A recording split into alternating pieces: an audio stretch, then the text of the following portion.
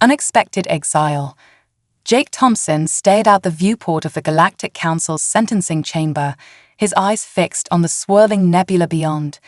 The vivid purples and blues seemed to mock him, their beauty a stark contrast to the grim reality he now faced. Just days ago, he had been Earth's rising star in interstellar diplomacy. Now, he was about to become its most infamous exile. Ambassador Thompson, the metallic voice of the Arcturian judge rang out, pulling Jake's attention back to the present. You have been found guilty of violating the Galactic Non-Interference Pact. Your actions on Proxima Centauri b have irreparably altered the course of a developing civilization. The sentence is exile. Jake's throat tightened. He had known this was coming, but hearing it pronounced made it all too real. Your Honor, I was only trying to. Silence. The judge interrupted, its crystalline form shimmering with barely contained anger. Your intentions are irrelevant. The facts stand. You will be transported to Nebulon 9, a planet in the outer rim. There, you will live out your days among the species known as the Nebulites. Jake's mind reeled. Nebulon 9, he had never even heard of it. For how long? He managed to ask. Indefinitely, came the cold reply. Until such time as the Council deems your presence no longer a threat to galactic stability. Remove the prisoner. As two Centaurian guards approached, their tentacles wrapping around Jake's arms, he couldn't help but think of how quickly it had all fallen apart. Just 3 standard months ago, he had been celebrating his appointment as Earth's youngest ambassador to the Galactic Council. His mission to Proxima Centauri b was supposed to be routine, observe, report, and under no circumstances interfere. But when he saw the impending asteroid impact that threatened to wipe out the planet's emerging sentient species, he couldn't stand idly by. Using Earth's advanced deflection technology, he had altered the asteroid's course, saving millions of lives. In doing so, he had also violated the most sacred law of the galactic community. The guards led Jake through the winding corridors of the Council station. Other alien diplomats watched him pass, their expressions a mix of pity and disdain. He kept his head high, refusing to show weakness. Earth needed him to be strong, even in defeat. As they approached the hangar bay, a familiar voice called out, "Jake, wait." He turned to see Dr. Elara Chen, Earth's chief xenobiologist and his mentor, rushing towards him. The guards paused, allowing her to approach. "Elara," Jake said, his composure finally cracking. "I'm sorry. I failed Earth. I failed you." Elara shook her head, her eyes glistening with unched tears. "No, Jake. You did what any of us would have done. What you believed was right." She pressed something into his hand, a small, innocuous-looking data chip. "Take this. It contains all the data we have on Nebulon 9 and the Nebulites. It's not much, but it might help you survive." Jake clutched the chip tightly. "Thank you," he whispered. "Remember," Elara said urgently, as the guards began to pull Jake away. "You're not just representing yourself anymore. You're the face of humanity out there. Show them what we're capable of." With a final nod, Jake was led onto the waiting transport ship. As the doors sealed shut and the engines hummed to life, he allowed himself one last look at the life he was leaving behind. The Council station grew smaller in the viewport, until it was just another speck of light among the stars. The journey to Nebulon 9 was long and lonely. Jake spent most of it in a state of suspended animation, waking only for brief periods to eat and exercise.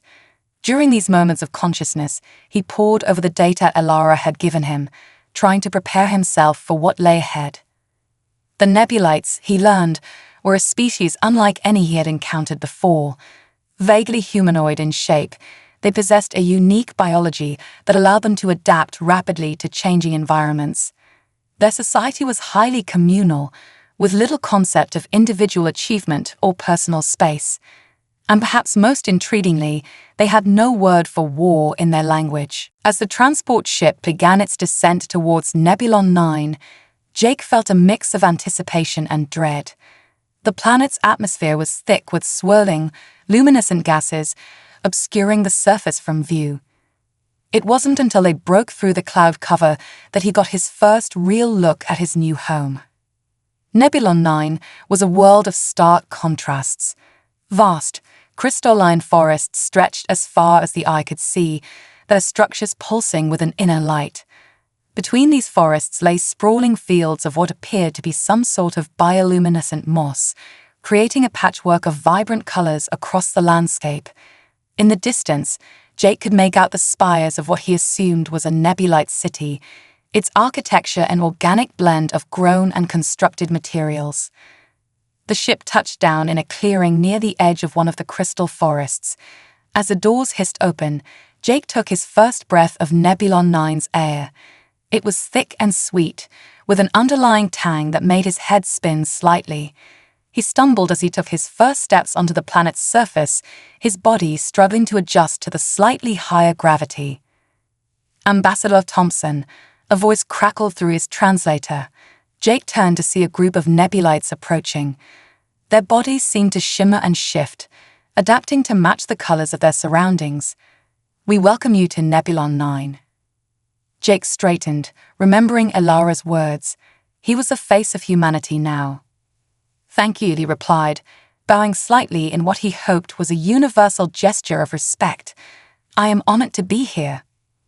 The lead nebulite, its form settling into a soft blue hue, stepped forward. "I am Zix, appointed by the Council to be your guide and liaison. We understand the circumstances of your arrival are unusual." Jake couldn't help but let out a bitter laugh. That's one way of putting it. Zix's form rippled, a sign Jake would later learn indicated curiosity. "Your actions on Proxima Centauroid B have caused much discussion among our people.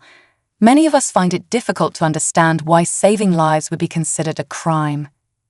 For the first time since his sentencing, Jake felt a glimmer of hope. Perhaps he wasn't as alone in his beliefs as he had thought. "It's complicated," he said carefully.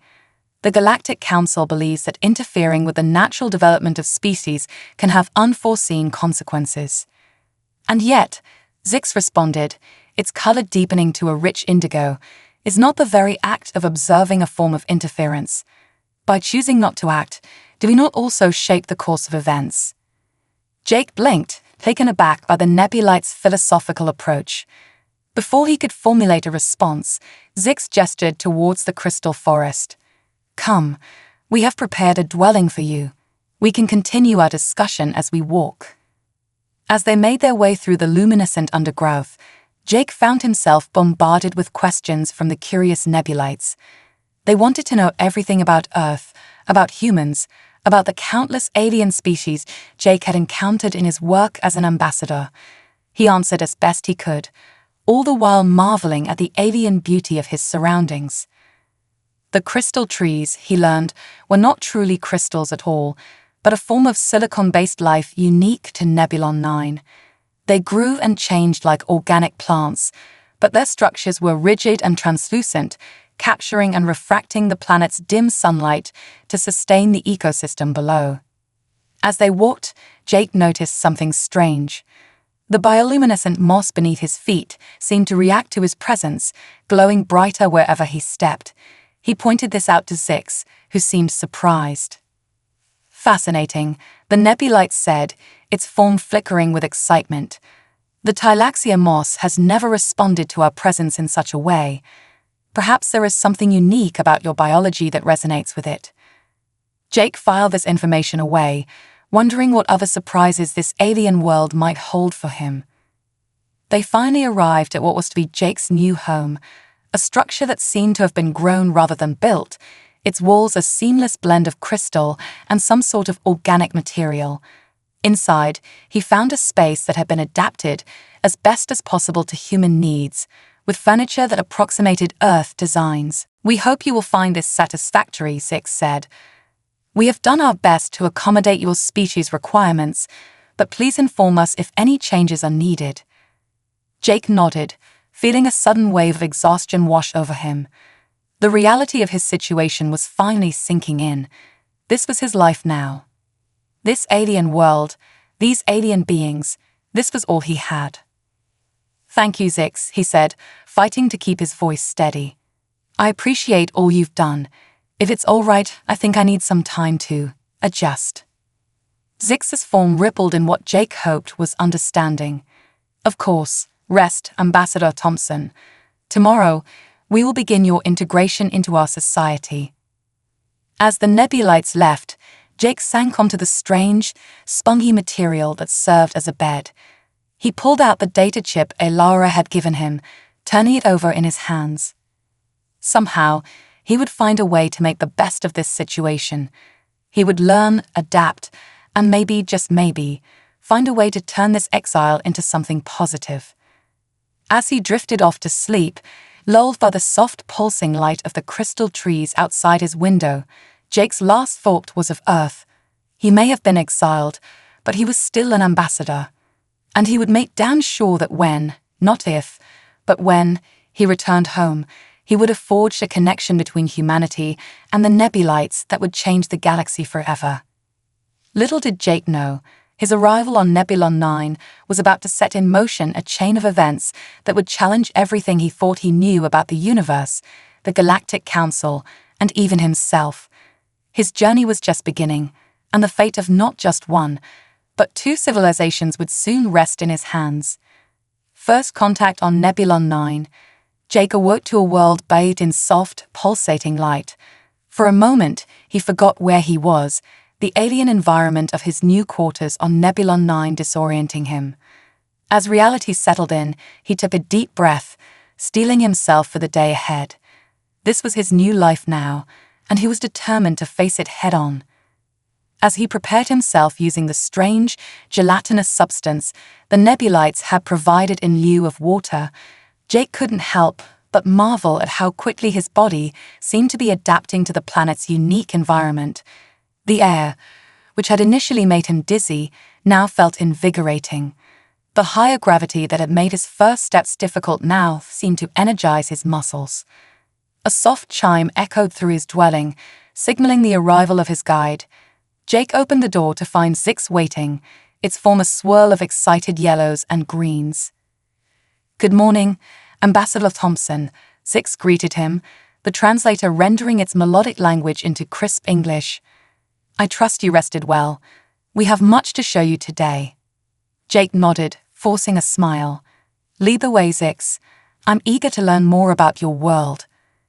As they made their way through the crystal forest, Jake was struck by the sheer alienness of his surroundings.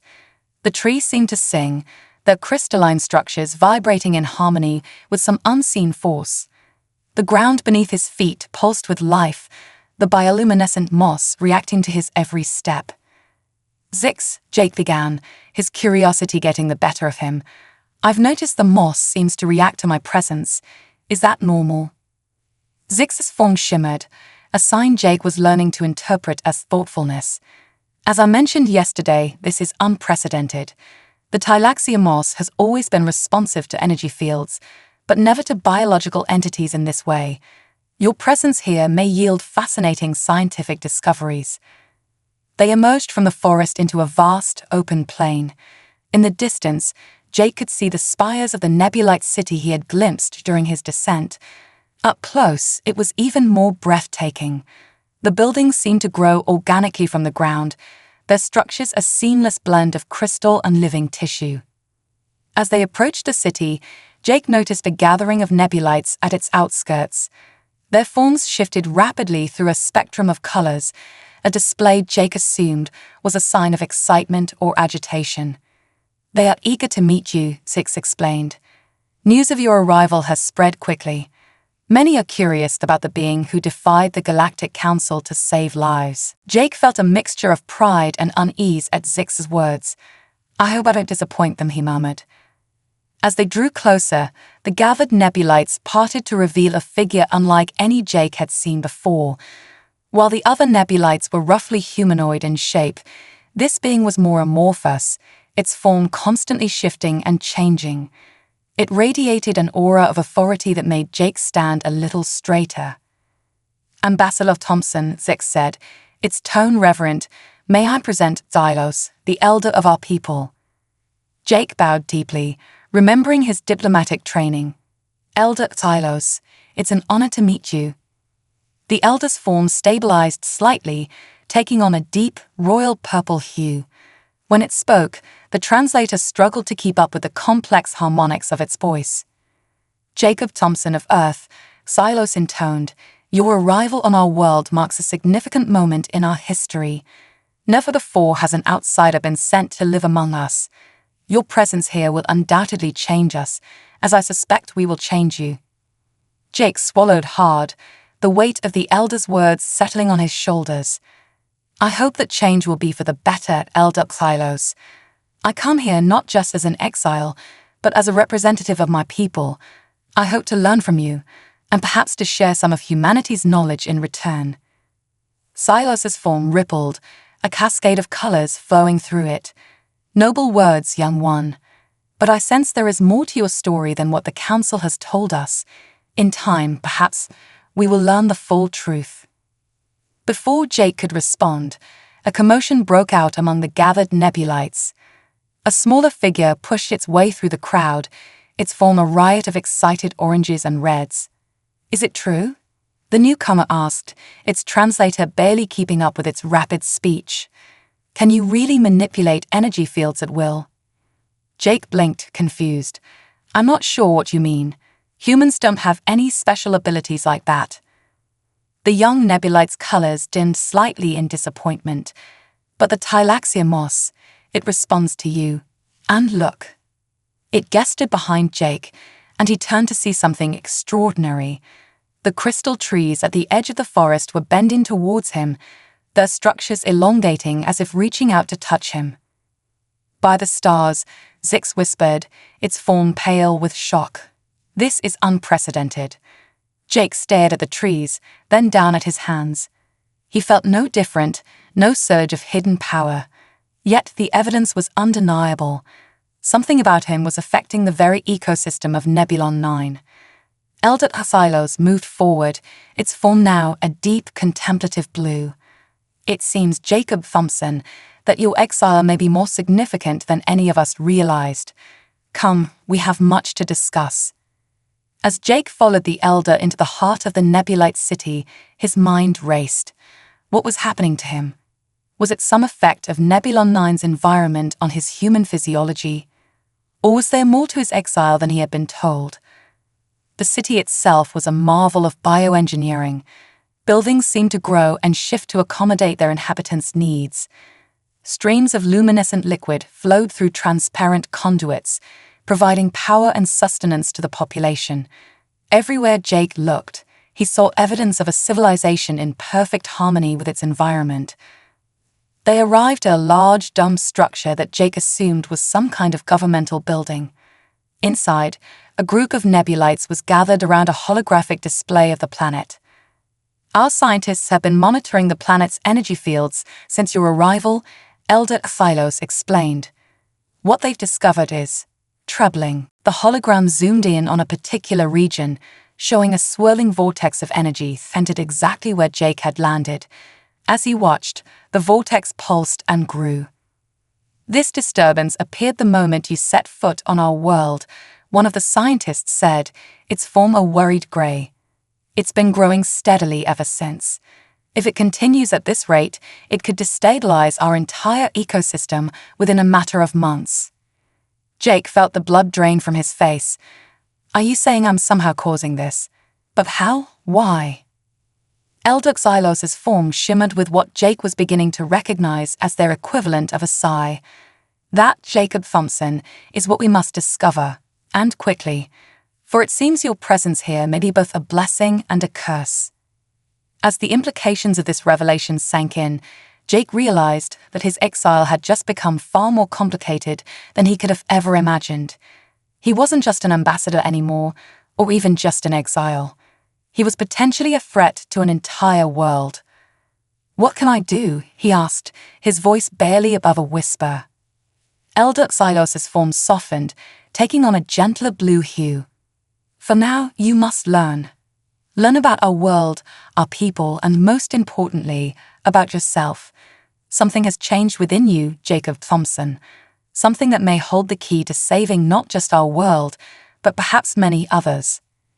As Jake looked around at the concerned faces of the nebulites, he felt a resolve hardening within him.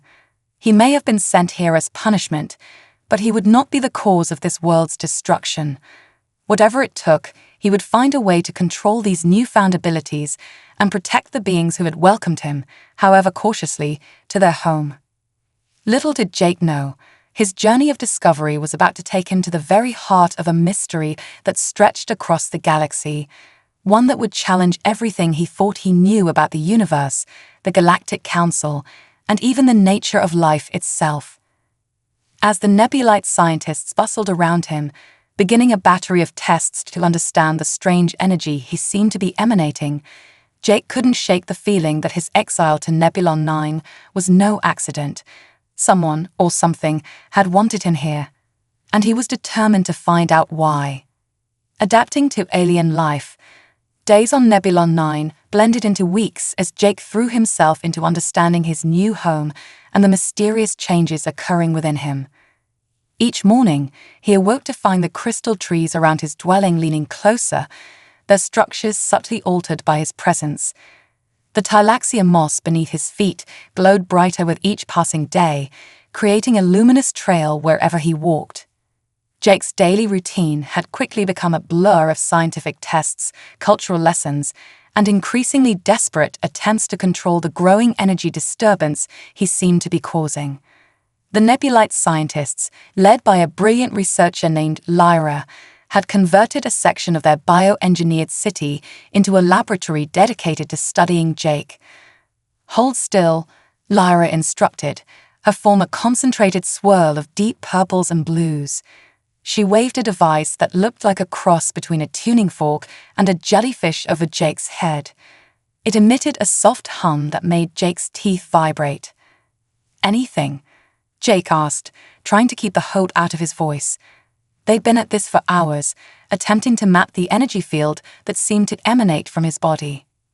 Lyra's colors dimmed slightly, a sign Jake had learned to interpret as frustration. "The readings are inconsistent. It's as if your energy signature is constantly shifting, adapting to our attempts to measure it." Jake sighed, running a hand through his hair. "Just like everything else on this planet, I feel like I'm chasing my own shadow." Perhaps, a new voice interjected, "It is time to stop chasing and start listening." Jake turned to see Zix entering the lab, its form a calm, steady green. Over the weeks, the nebulite had become more than just a guide. Zix was now Jake's closest friend and confidant on this alien world. "What do you mean, Zix?" Jake asked, gratefully stepping away from Lyra's instruments. Zix moved closer, its form rippling thoughtfully. "You are approaching this problem as a human would, with technology and external measurements. But you are no longer just human, Jake. You have become something more. Perhaps the answers you seek lie within." Jake furrowed his brow. "You mean like meditation? I'm not sure how that's going to help with an energy disturbance that could destabilize your entire planet." Lyra's form brightened with interest. "Actually, Zix may be onto something. Our own history speaks of ancient nebulites who could consciously control the energy fields of our world. The ability was lost over time, but the techniques, they might still be recorded in the archives." Jake looked between the two nebulites, a spark of hope igniting in his chest. "Well, I'm willing to try anything at this point. Lead the way." The archives, as it turned out, were not a building or a database, but a living, breathing entity. At the heart of the nebulite city stood an enormous crystal structure, its surface constantly shifting and flowing like quicksilver. As they approached, Jake felt a strange resonance, as if the archive was calling out to him. "The ancestral memory," Zix explained, noting Jake's awed expression. "All of our people's knowledge, experiences, and history stored in a living crystal matrix. It is difficult for non-nebulites to access, but given your unique connection to our world, you may be able to interface with it." Jake swallowed hard, suddenly nervous. "And if I can't?" Lyra's form shimmered with what Jake had come to recognize as her equivalent of a reassuring smile. "Then we try something else.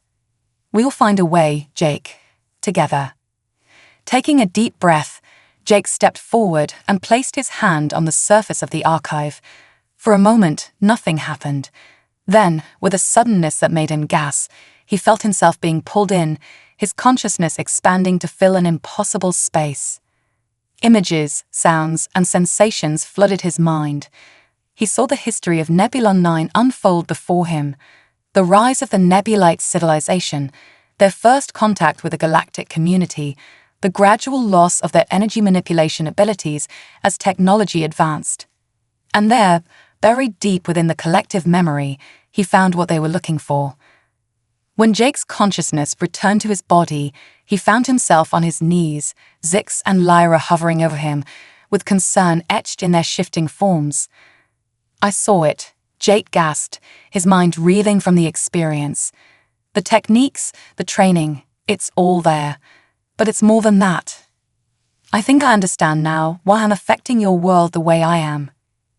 Over the next few weeks, Jake dedicated himself to mastering the ancient Nebulite techniques.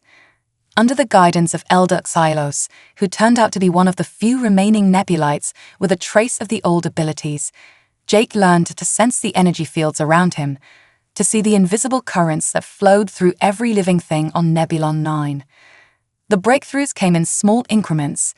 First, Jake managed to dim the glow of the Tylaxia moss beneath his feet. Then, with intense concentration, he was able to make a crystal tree bend at will. Each success was celebrated by his Nebulite friends, their forms lighting up with joy at each small victory.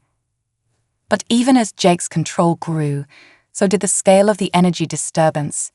The vortex that had appeared when he landed was now visible to the naked eye, a swirling maelstrom of light that dominated the horizon.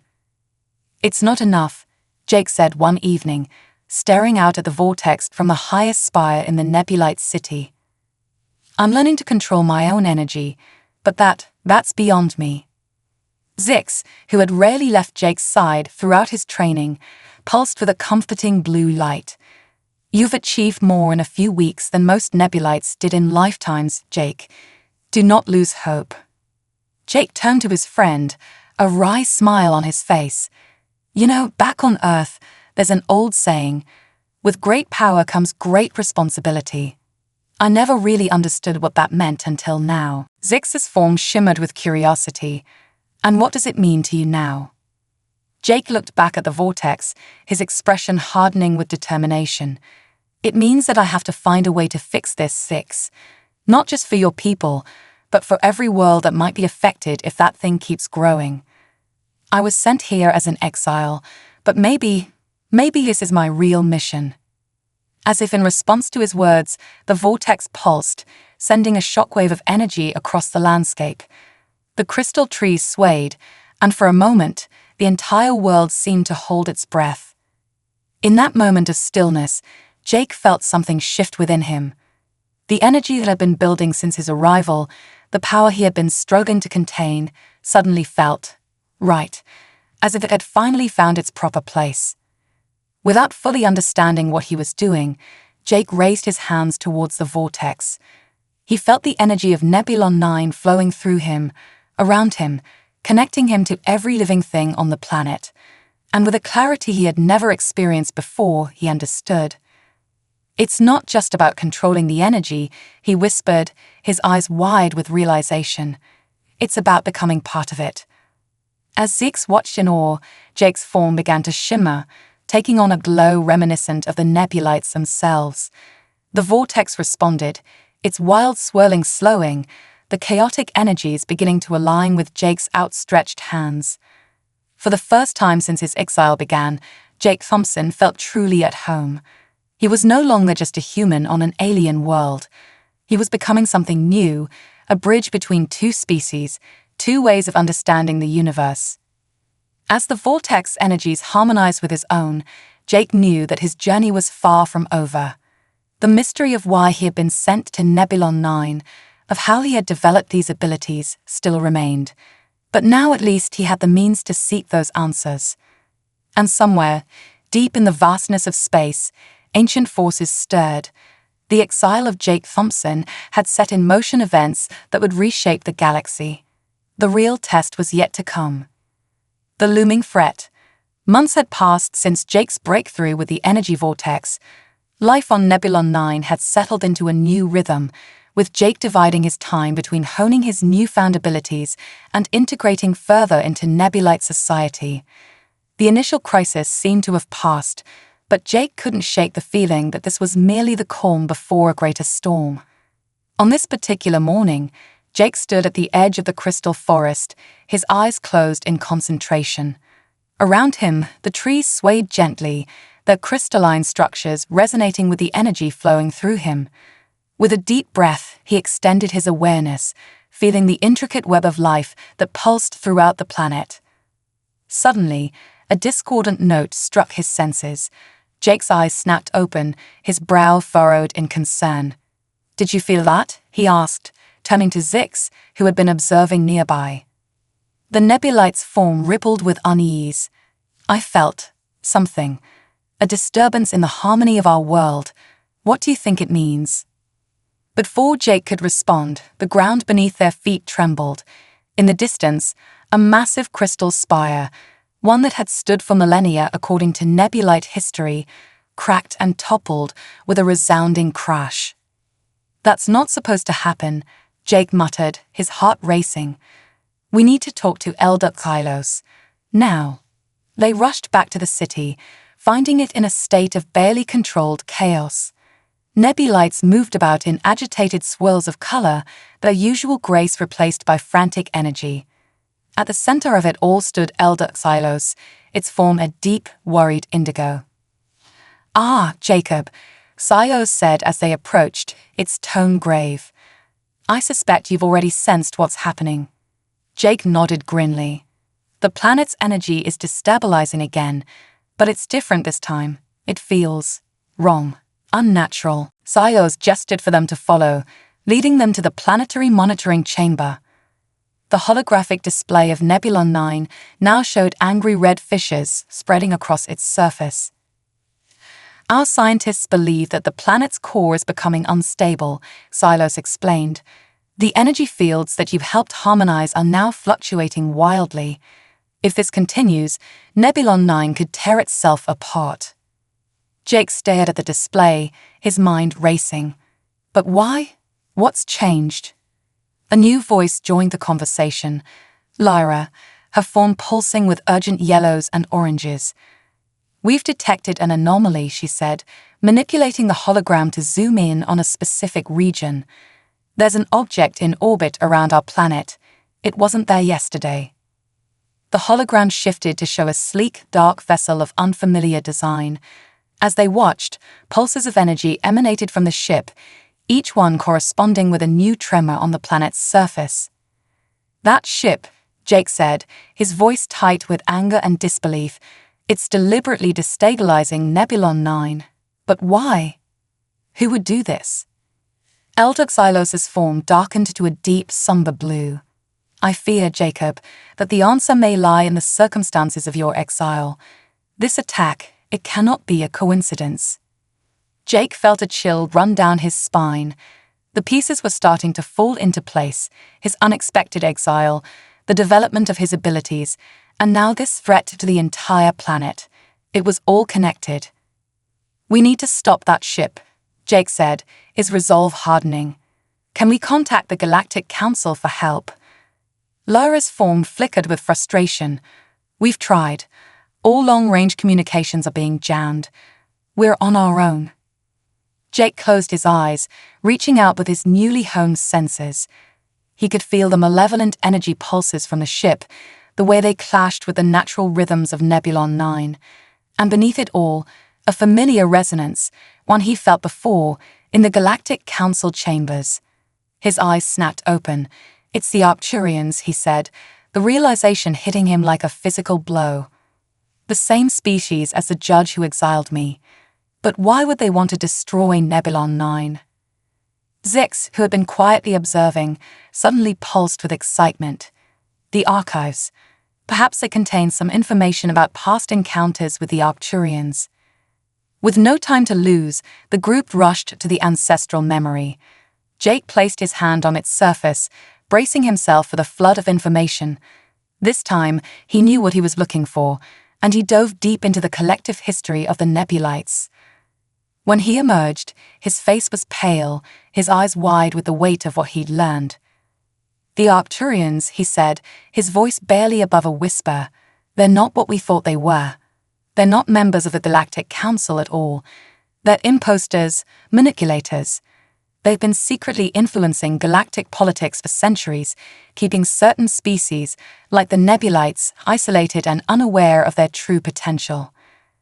Elder Xylos's form pulsed with shock. But why? What could they hope to gain? Jake's expression hardened. Power. Control. The Nebulites, your ancestors, they weren't just able to manipulate energy. They were gatekeepers, protectors of something the Arcturians want desperately, something hidden deep within the core of Nebulon 9. As if to punctuate his words, another tremor shook the city. The holographic display showed the fissures growing wider, creeping ever closer to the planet's core. "We're out of time," Lyra said, her form a frantic swirl of colors. "Whatever the Arcturians are after, they're about to get it, and they'll destroy our entire world in the process." Jake looked around at the faces of his Nebulite friends, Zix, Lyra, Elder Xylos, and countless others who had welcomed him, taught him, helped him grow into something more than he ever thought possible. He thought of Earth, so far away, and all the other worlds that might fall victim to the Arcturians' machinations if they weren't stopped here and now. In that moment, Jake Thompson, exile, ambassador, and reluctant hero, made a decision that would alter the course of galactic history. "No," he said, his voice ringing with determination. "They won't destroy your world. We're going to stop them. And then, we're going to expose their lies to the entire galaxy." As the others looked at him with a mixture of hope and trepidation, Jake felt the energy of Nebulon 9 surging through him. He didn't fully understand the power he now wielded, or the true nature of what lay hidden in the planet's core, but he knew one thing with absolute certainty. This was what he had been preparing for all along. The final confrontation was at hand, and the fate of not just Nebulon 9, but potentially the entire galactic order, hung in the balance. Jake only hoped that the skills he'd learned and the bonds he'd forged would be enough to face the challenge ahead. Little did he know, the true test of his newfound abilities and his humanity was yet to come. Crisis and cooperation. The Nebulite city was in chaos. Crystal spires cracked and swayed dangerously as tremors rocked the planet with increasing frequency. In the command center, Jake stood before a group of Nebulite leaders, his face set with determination. "We don't have much time," he said, his voice cutting through the panic. "The Arcturian ship is targeting specific points on the planet's surface. They're trying to create a resonance cascade that will shatter the planet's crust and expose the core." Elder Xylos's form pulsed with a mix of fear and resolve. "What can we do, Jacob? Our defenses were never designed to repel this kind of attack." Jake closed his eyes, reaching out with his senses to feel the ebb and flow of Nebulon 9's energy. "We need to counteract their energy pulses, stabilize the planet's field long enough for us to take out that ship." Lyra stepped forward, her form a determined swirl of blues and greens. "Our scientists have been working on adapting our biotechnology to channel energy on a larger scale. It's experimental, but it's our best shot," Jake finished. He turned to Zix. "Can you coordinate with the city's defenders? We need to buy time." Zix's form solidified into a resolute purple. "Consider it done, my friend." As the Nebulites sprang into action, Jake felt a moment of pride. In the months he'd spent here, he'd watched this peaceful, introspective species rise to challenges they never imagined facing. Now, they were preparing to defend not just their world, but the entire galaxy from a threat long hidden in the shadows. Jake made his way to the highest spire of the city, where Lyra and her team had set up their experimental device. It looked like a cross between a Tesla coil and a living organism, pulsing with bioluminescent energy. "It's ready," Lyra said as he approached. "But Jake, we don't know what channeling this much energy will do to you. The risk." Jake placed a hand on the device, feeling the power thrumming through it. "We're out of options, Lyra. Whatever happens to me, Nebulon 9 has to survive." With a deep breath, Jake closed his eyes and opened himself to the energy of the planet. He felt it rush into him, a torrent of power that threatened to overwhelm his senses. Gritting his teeth, he directed the flow into the device. A beam of pure energy shot from the spire into the sky, colliding with the Arcturian ship's pulses. For a moment, the tremors stilled as the two forces battled for dominance. In orbit, aboard the Arcturian vessel, alarms blared. The ship's commander, a crystalline being named Zahn, watched in disbelief as their carefully laid plans began to unravel. "Impossible," Zahn hissed. "The Nebulites shouldn't have this kind of technology. Unless," its eyes narrowed, "the human, he's more dangerous than we anticipated." Back on the surface, Jake strained to maintain the energy field. Sweat poured down his face as he felt the power threatening to tear him apart from the inside. But he couldn't give up. Not now. "Zix," he gasped into his communicator. "We need to take out that ship." Zix's voice came back, tight with tension. "We're trying, Jake, but our weapons can't penetrate their shields." Jake's mind raced. There had to be a way. Then, in a moment of clarity, he remembered something from the ancestral memory. "The core," he said. "The thing they're after. We can use it against them." Elder Xylos's voice cut in, alarmed. "Jacob, no. The power within the core is too unstable, too dangerous." "It's our only chance," Jake insisted. With a monumental effort, he shifted his focus, reaching deep into the planet. There, at the very heart of Nebulon 9, he felt it, a presence, ancient and powerful beyond imagining. As Jake made contact with the core's energy, his consciousness expanded. Suddenly, he could see not just Nebulon 9, but the entire sector of the galaxy. He saw the intricate web of lies and manipulation the Arcturians had woven over centuries, and he saw how to unravel it all. In orbit, Zahn watched in horror as a new energy signature blossomed on the planet's surface. "No," it whispered. "They've awakened it. Retreat. Ret." The command came too late. A pulse of energy unlike anything the galaxy had ever seen erupted from Nebulon 9. It engulfed the Arcturian ship, shorting out its systems and sending it tumbling out of orbit. But it didn't stop there. The pulse expanded, racing out into space at impossible speeds. On countless worlds across the galaxy, hidden Arcturian agents suddenly found their true forms exposed. In the chambers of the Galactic Council itself, the deception that had persisted for eons came crashing down. Back on Nebulon 9, Jake collapsed as the energy rush subsided. He found himself cradled by Zix and Lyra, their forms pulsing with concern and awe. "Did it work?" Jake managed to ask, his voice hoarse. Elder Xylos approached, its form shimmering with a mix of emotions Jake couldn't quite decipher. "You've done more than save our world, Jacob Thompson. You've changed the course of galactic history." As Jake struggled to his feet, he saw the Nebulite city beginning to repair itself, the crystal structures knitting back together. In the sky, the Arcturian ship hung motionless, disabled but intact. "What happens now?" Jake asked, feeling the weight of responsibility settling on his shoulders. Elder Xylos's form softened to a gentle blue. "Now, we rebuild. We reclaim our place in the galactic community, and we prepare for the changes to come." The Elder turned to Jake, its form radiating gratitude and respect. "And you, Jacob Thompson, what will you do?" Jake looked out over the city, then up at the stars beyond. He thought of Earth, so far away, and of the new role he found himself thrust into. He was no longer just an exile or an ambassador. He was a bridge between worlds, a catalyst for change on a cosmic scale. "I have a feeling," Jake said with a wry smile, "that my work here is just beginning." As the first rays of Nebulon 9's sun peeked over the horizon, Jake felt a sense of hope and purpose he'd never known before. The crisis had been averted, but the real challenge reshaping the galaxy into a more just and honest place, lay ahead.